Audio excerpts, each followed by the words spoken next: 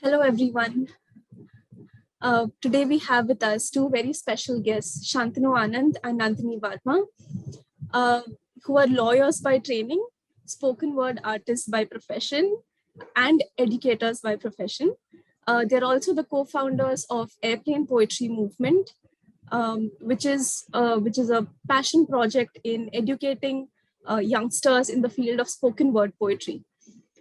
They've also been featured in Forbes 30 under 30 list in the arts category. Welcome to the Working Title series by Bar and Bench, Shantanu and Nandini. It's a pleasure to have you. Thank you for having us. It's a pleasure to be here.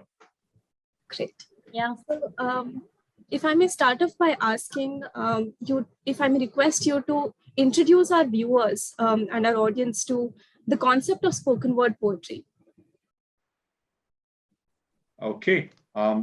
It's poetry that's performed out loud. You know, think of it as like poetry out loud. That's what it is. It's you write with the intention of performing and sharing your words on stage with other people. And what it does is it creates a very human experience, a human experience of people sharing their words and their emotions with one another. And that helps you form connections that otherwise, especially in the world we live in, right, are hard to come by. Right. And also, could you share a little bit about how both of you stumbled on spoken word poetry? Yeah, Nandini is better to answer that. Yeah, for me, it was through the TED Talks. One of our friends in college, Shilpa, she had actually introduced me to TED Talks. And there, Sarah K, in fact, she's also your senior in college. So Sarah K was one of the speakers at TEDx, at TED, in fact, the main TED event, if I'm not wrong. Sometime around 2011, 2012, and she had given a talk, and that was my starting point with spoken word poetry, my introduction to spoken word poetry. In fact, I didn't know what spoken word poetry was. I just knew poetry that was read and that we read in our textbooks. So that's how I came across Sarah K, and I watched a few of her videos, and I absolutely fell in love with just whatever she wrote, what she performed. It was just, it showed the possibilities in poetry that we didn't know at that time. So for me, it was her talk. That was the introduction. How about you, Shantanu? How were you introduced to spoken word? Just YouTube, same. Okay. Just a different video, but it's most people's story, right? Of that era, at least, like before live slams became a thing. There's I think from a broader perspective, there's like two ways people are introduced to spoken word, right? One is from the Indian tradition of mushairas and mehfils, and all the other regional gatherings of poetry, which is spoken word and which is part of our country's tradition and history. And then there's a bunch of us internet people who, came across it first on YouTube. And yeah, and that it's a rabbit hole, the joy of discovery. You find a poem that you really resonate with, and then you find another, and you find another, and then you're like, I want to do this as well. That's how it happened. Got it. Can you take us back to the inception of when you recognized a flair for storytelling and poetry? And what were your hobbies like growing up? Who is that for? Both of you. Get different answers from both of us. Okay. I think for me, I used to always write, even when I was a kid. Okay. Since the age of 8, I believe, or 9, somewhere around there. So I've always written, and I've always loved stories. I always loved reading. And spoken word added an extra dimension to it, though, because it gives that sense of connection and intimacy that the other art forms don't give. There's a sense of rawness about it. So until I discovered spoken word, I had no intention of being known as a poet, or I used to write, but I used to keep the writing in my notebook mostly. But spoken word poetry was the spark where it was like, hey, this is cool. I want to do it. And yeah, and then the rest happened. I'm How did guessing it for go for Nandini, you, it's a Nandini? reasonably similar story. Yeah, I think spoken word was when I also realized that writing is something that I want to do. Even if I don't do it professionally, writing every single day, I want to at least have part of me writing. But I think as a kid, yes, I did write. I think for me, it wasn't the main thing. I think things like dance and playing basketball, those were other kind of hobbies that I enjoyed doing. Writing was not the main thing, but I did write. I did write. Yeah. Got it, got it. Um, Yeah. And oh, okay, okay. So probably what was the thought that went behind starting APM, Airplane Poetry Movement, and what was your journey like since then? I think what Shantanu said in the beginning, right? It was, in fact, as you also introduced us, we just wanted to have these small gatherings where poets come together and just speak uh, from their heart what they've written, just really read out their poems, come together and just share their work, because that wasn't something that we were also. Introduced to. It wasn't something that we weren't going to places sharing what we wrote. That was really the initial idea of APM, and we did a few workshops, and we realized that it was something that we could do. It was something that was an interesting way to introduce more people to spoken word who hadn't been introduced. So we started doing small exercises, and slowly we sort of built up that educational part of APM, which is doing workshops with people who could be beginners to even writing, but just making them fall in love with poetry. Yeah. Maybe Shantanu, could you probably take us through all that y'all have done at APM so far, since its Okay. inception till all the years? Cool. So it started with one slam. The first slam we ever held officially under the name of Airplane Poetry Movement was in Ata Galata, which is a bookstore in Bangalore. This was in January 2014. Then we sort of started doing monthly slams. The next big thing for us was when we sort of had ambassadors in multiple cities. So there was a time when we had ambassadors in 15 colleges across the country, and they would organize slams in their colleges. So this for us is when it actually started living up to its name of being a movement, right? Because what we wanted always was not for it to be just, just a couple of people performing. It was meant to be people sort of getting an entry into the world of spoken word poetry, which we believed and still believe is very magical. And then all of that culminated in this thing called the National Youth Poetry Slam, which was an intercollegiate slam. We had 400 people apply from more than 100 colleges. The best 25 teams came down to Bangalore. This was in 2016. And we had featured performances by Sara K, Kalki Kekla, and a host of very, very fine poets from India. And it was a 2-day festival. We sold out all our tickets on day 2.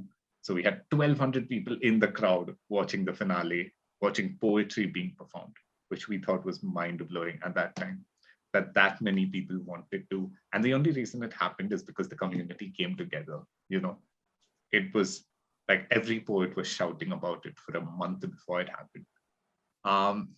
After that, we sort of then started going online as well. So we started doing online workshops, online events. We kept some of the cities going, in different colleges and everything. And then in 2018, we sort of shifted completely online, because what we realized is we wanted to spend more time on the writing of the poetry. So we introduced this thing called the 100 Poem Challenge. it's still something I'm very proud of, for sure, which is that we challenged our community. We said, can you write 100 poems in 1 year? And 2,000 people signed up for the challenge. Every week, we would give them a prompt. And across the year, we gave them 80 prompts, and we said 20 poems you have to write yourself. We give them 80 prompts across the year. We collected across those 80 prompts over 5,000 poems that our community wrote. We then invited submissions for a book. The book was, we got more than 2,000 poems. We were supposed to choose the best 50 poems, okay? But being the people we are, we ended up choosing 71 or 72 poems. And that became this book. It became this book, something that we are still very, very proud of. It's called A Letter, a Poem, a Home. It features an essay by Sarah K. It features a poem by Rudy Francisco, who is one of our favorite spoken word poets. It features essays and interviews with people like Deshani Doshi and Anis Mojgani. And of course, but the heart of it, the soul of this is the community, which is the poets we love and we met on our journey through Airplane Poetry Movement. And a lot of our favorite poets are in this book with poems that we absolutely love and adore. And this, I'll tell you what's so beautiful about a book, right? It's forever. Like the words are in print for anyone who is looking for them, they can find them anytime. And that's why for us having that book, it's like our legacy. And that actually brings the story to a close. Right. And of course, you'll have also done a whole bunch of other things in between, which is, yeah, of course. So like, yeah. So I mean, again, right, like headline numbers is right. Just to understand the scale of what we did at our peak Right. is we did more than 100 workshops around the country.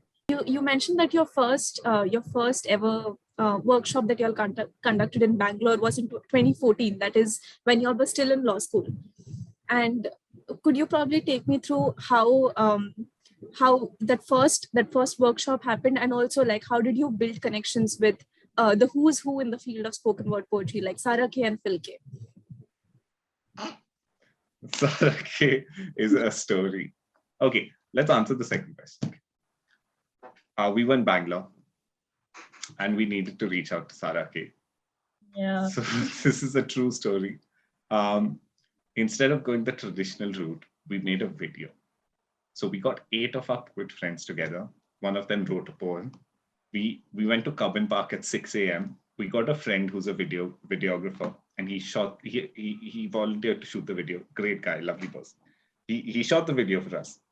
And it was this really cheesy video inviting Sarah K and begging her to come to India. And what we did is we started a hashtag called Share for Sarah. And we invited our community to, on Twitter and Facebook, to just tag her and use the hashtag Share for Sarah and say, Sarah K, please come to India for this we just wrote to everybody. We just just we wrote share, to everyone. share. And here's the beautiful thing. People, we didn't even have to write, like people just, they came, they saw the video. It got, I think, more than 200 shares, more than 250 shares on Facebook alone, this is. And she got tagged a bunch of times. And we got her attention, and then it became an email conversation. And then, of course, we got in touch with her manager and everything. But that's how, sometimes when you're doing something outrageous, you need to do something outrageous. I think people forget this, right? It's that you need to go crazy. If you want to achieve something cool, you have to step out of your comfort zone. You have to go out and put yourself at risk. We could have been ridiculed so much for doing what we did. But the community came through for us. So that's a great story. This is quite a revelation for me. All right. So the arts are gently seen as side gigs or stress busters. When did you realize that this art form can actually be monetized on or engaged in as a full-time profession? I think Okay. Yeah. Shantanu is doing one part of it. I mean, one way that you can do it, I think that's what he is doing. And I think you should probably answer this one. Yeah. I think yeah. Yeah. Because at Commune, one of the things we do is we try to Yeah. help artists become full time. You're right, monetize their art essentially. There's a broader conversation here, right, which is how audiences view art and how they value Yeah. art. And then until audiences believe that art is worth paying for, artists are always going to starve. And in the pandemic, especially, there was this big revelation that how important art is, right? In times of crisis, you go to your favorite song, your favorite movie, your favorite book. At times of great joy as well, you search for your favorite words to celebrate with. And the importance of art is so documented and so, so well recognized. And yet, audiences aren't yet truly willing to invest in artists. And so when you say, right, that do we see potential? We see potential for art to be monetized. And yet at the same time, there are extremely talented artists having to work full-time jobs and then scribble poems at night and on weekends, because that's the only way to sustain themselves. So it's an uphill trek, and the people who are able to do it, like, I bow down to them, because they have to face so much uncertainty, so much risk, and they have to put so much of themselves out into the world. And they are there, they do exist, and they deserve, I think, all of our respect. And sometimes, what you got to do is you got to look at it as it's something you love, and any money you make from it, if you can make money from it, that's great. But if you can't make money from it, that doesn't mean you stop.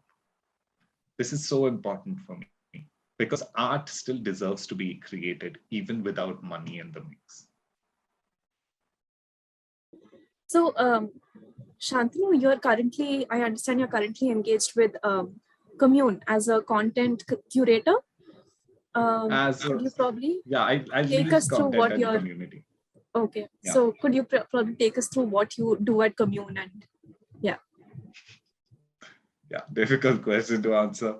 We are a startup, and hence we all do a lot of different things every day. But what I do, essentially, let's talk about what I'm going to do in the next 6 months, right? Which is very exciting for me. And what I am going to do is I'm going to try to find extremely good talent from around the country, who are poets, who are storytellers, who are musicians, who are podcasters, and put them on a stage. And the best people we find, we want to give them outrageously cool rewards. We want to give them something that is outrageously cool. Like, we want to give them experiences. We want to give the community belief that if you create something, there is a stage for you.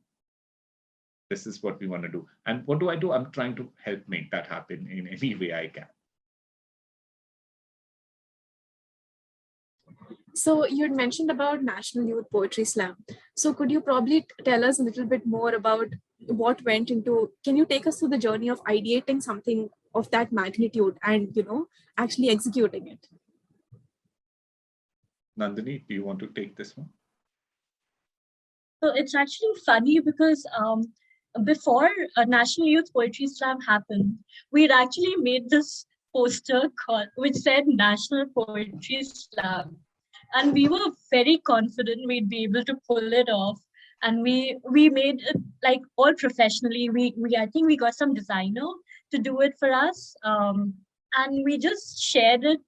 And we realized that, oops, we are still in college. I think we were still in our final year. Yeah. We were not prepared for that magnitude, that scale of an event, But of course, we realized that, and then we kept doing small slams till we actually got to a point where we thought now is actually a time where we should be getting colleges involved, because I think by 2015, 2016 was when a lot of colleges also started doing slams. They had their mini slams within their colleges, which was great because it meant that more people were interested in spoken word poetry. And this what would be the time, 2015. I think by the end of the year, we had decided that this was something that we had to do. This was even if it would be something small, it was something that we had to do. But eventually, we just kept pushing ourselves to keep making it as big as we could possibly do it, where we actually thought, okay, we should try to get Sarah. We should try to get people like her who genuinely are, the what do you say, the pioneers of spoken word poetry, who are people that we look up to, whom we admire, we truly respect. And those were the people that we finally did end up getting. So the whole process was really just asking ourselves, okay, can we do this also? Can we do that also? So a lot of hard work went into that. A lot of auditions. We did two levels of audition. So first was just really within the individual colleges, and then second was actually shortlisting which colleges actually come down to the final ones, who fly down to Bangalore. And we were doing things on our own. We were creating posters. We had a small team of people doing it. We were also working with a startup at the time, Campus Diaries, who were our partners in this National Youth Poetry Slam. So we got help from the entire team there, working on posters, just really marketing the event, uh, putting out auditions. This is where the auditions are. This is where the auditions are now. So that whole process was actually very exciting for us, uh, but also very tiring. By the end of it, we were really quite, um, you know, we had exhausted everything, all the energy that we had. But yeah, it was one of the best things that we still think of, one of our best memories. Yeah. Right. So, Nandini, you are currently a research scholar at the English department of the University of Delhi, and you've done your master's in English from Symbiosis, and you're currently pursuing your MPhil in English literature from University of Delhi. What do you see yourself doing after you've completed your MPhil? So my aim is to be a professor in English, and that is what I plan to do, because I do see research as a big part of this whole realm of poetry and literature that excites me, that interests me. I think I do see many things that, many places where I see gaps in research, and those are things that are interesting for me to think about, because it's every day you see literature. Literature comes from culture, right? Like it comes from people around you. They're always experimenting with new ideas. They're always questioning things around. So I see myself being a professor and thinking about those questions every day. And yeah, so I do plan to do a PhD after MPhil. Got it. So how did Forbes 30 under 30 feel for both of you? Was that ever a to achieve goal, or did it happen as a matter of serendipity? No poet thinks they're going to get into Forbes lists. The people you sort of imagine are going to be in those lists are the savvy businessmen, so it absolutely was not on our radar. When I remember when they wrote to us, like in the beginning, we were like, should we even fill the form? Because like they write to you, they inform you, and there's this long form questionnaire that you got to fill, some things that you have to upload and stuff like that. And we're like, like, is this realistic enough to even spend the time filling the form? And then we did it, and and it happened, and it didn't sink in for a while. It's great to be recognized, right? It's great to get recognition, but also the time at which it happened, there was also a recognition that like from our end, that you get recognized once in a while, but for us, this is going to sound weird, right? But doing a great event with 25 people, where everyone leaves feeling happy and fulfilled. Well, that's what we did it for, you know. And the true happiness, it comes from that there. What Forbes 30 under 30 is that it looks great on LinkedIn. And it looks great in bios. But why we did it was not bad. Got it. So, if I may ask, you may choose to not answer this question, but how do you think attending law school helped in actually bringing you to your current reality as spoken word artist to fruition? Yeah, for me, ILS gives you a lot of free time to pursue what you want, right? And for a lot of our friends, that's moot courts and debates and MUNs. For us, it was poetry, right? And I think that freedom to pursue is a great feature. So outside of law school, right, but specifically ILS Law College, it gives you that freedom of time to actually pursue something very deeply. So if we had put the same effort that we did into, say, being debaters or, into moot courts, and we could have been very good lawyers potentially, but this is what we chose to do. And secondly, obviously, it helped me meet Nandini. Like, we wouldn't have met each other. We met each other at law school. If both of us weren't there, I believe Clean Poetry movement wouldn't have happened. Right? So, so it's like. Got it. Yeah. So is there anything that I don't know or we haven't covered about all the many things that you all have done, or offbeat opportunities that you all have tapped into and I probably wouldn't have brought it up?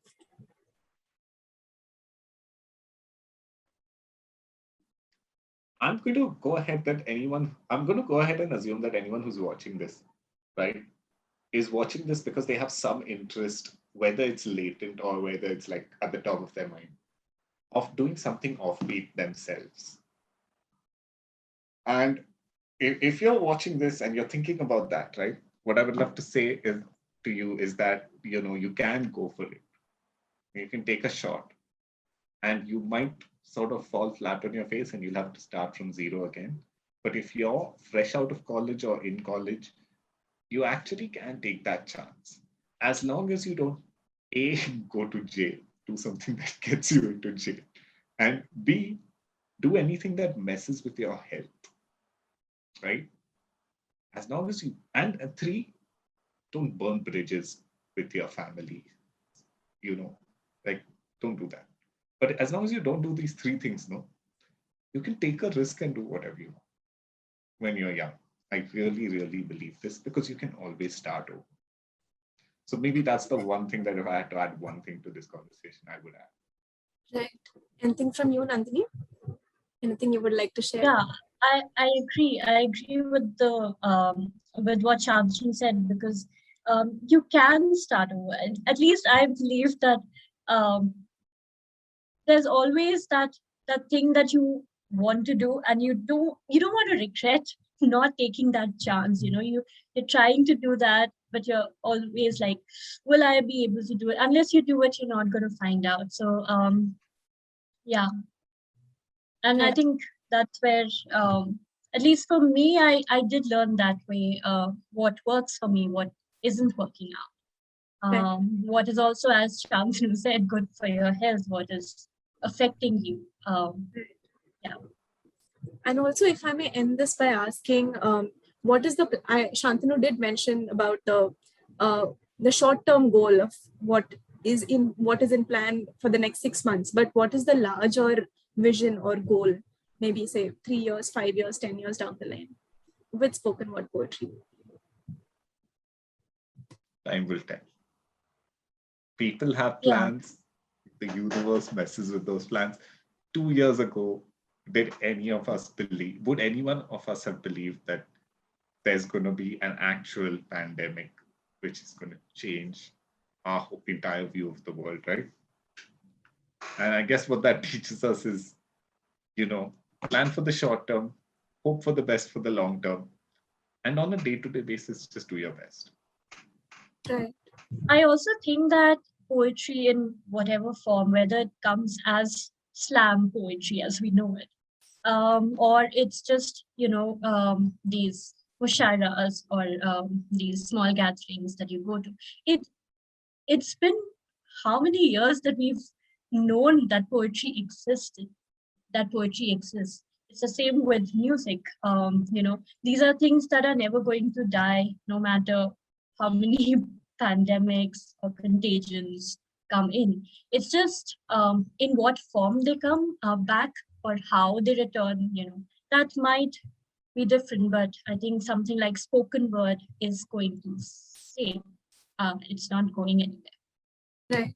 And if I may only conclude by asking whether the pandemic or all of this that has happened in the last 2 years, has it any way affected the poetry scene, the spoken word poetry scene?